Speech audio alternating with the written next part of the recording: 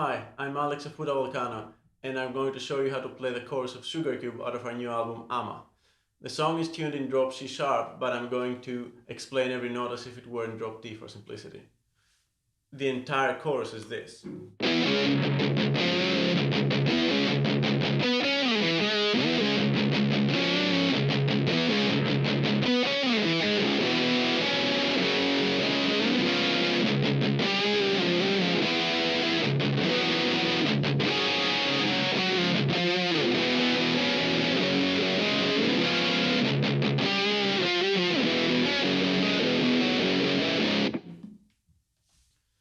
We're going to divide this in two parts.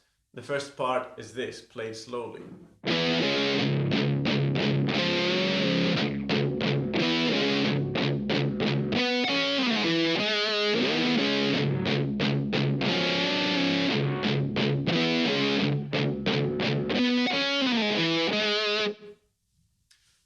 Two things you should pay attention to here.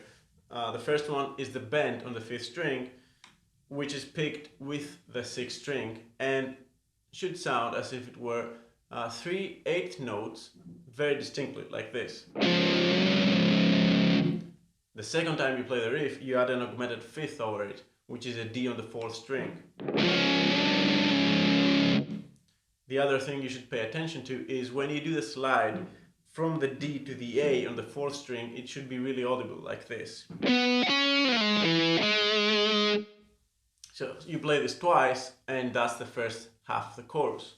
The second half has more chords into it, so it's easier to explain it by playing the voiceless part of it first, which is this.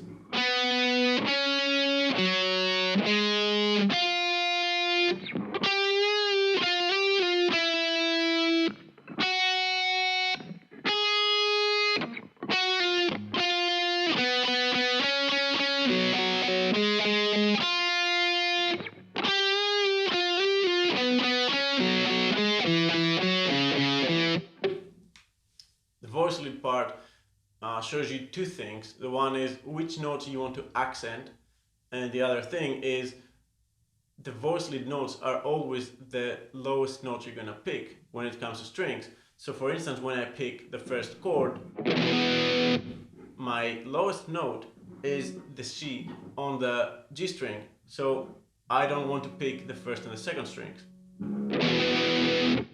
The way I make sure of doing that is I mute the strings with my left hand. So if I were to pick this chord perfectly, the first and the second strings could accidentally be picked like this, which I don't want. So I tilt my first finger to mute them, and then worst case I just have them muted like this. The other way I mute a string is when I cannot mute it with my left hand, I use my right hand to mute it. So for instance, in this chord, I want to play the sixth until the second strings, and I use my ring finger to mute the first string like this. That being said, the first part of this section is this.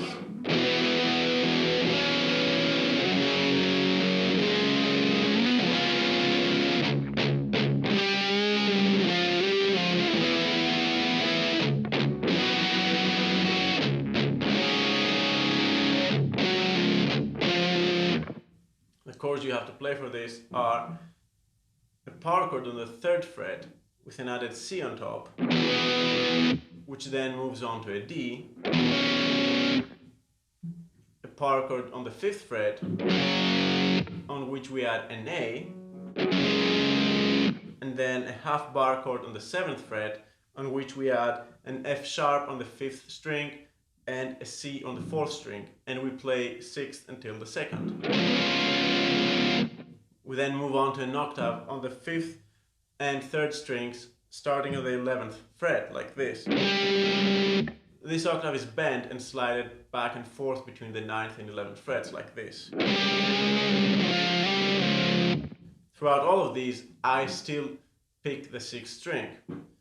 We then move on to a power chord on the 8th fret, which has an added C on the 4th string and an F on the 3rd string, like this. Once again, if you notice, I'm muting the first two strings with my two fingers right now. We then move on to the 5th fret, play a bar chord on which we add an F on the 5th string and a G on the 2nd string, and we only play until the 2nd string. And then we move on to the 3rd fret, we play a D on the 2nd string and an A on the 1st string, like this. Finally, we move on to the 10th fret and play an octave which slides back to the 9th fret. The second time around, it is pretty much the same way to begin with, but we have more 8th notes in the voice lead, so it's like this.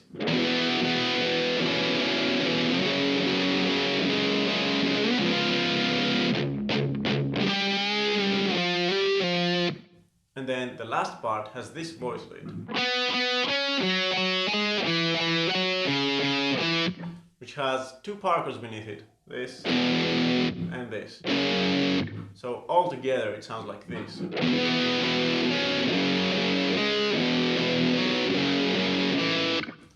So that's the whole riff. Played all together it sounds like this.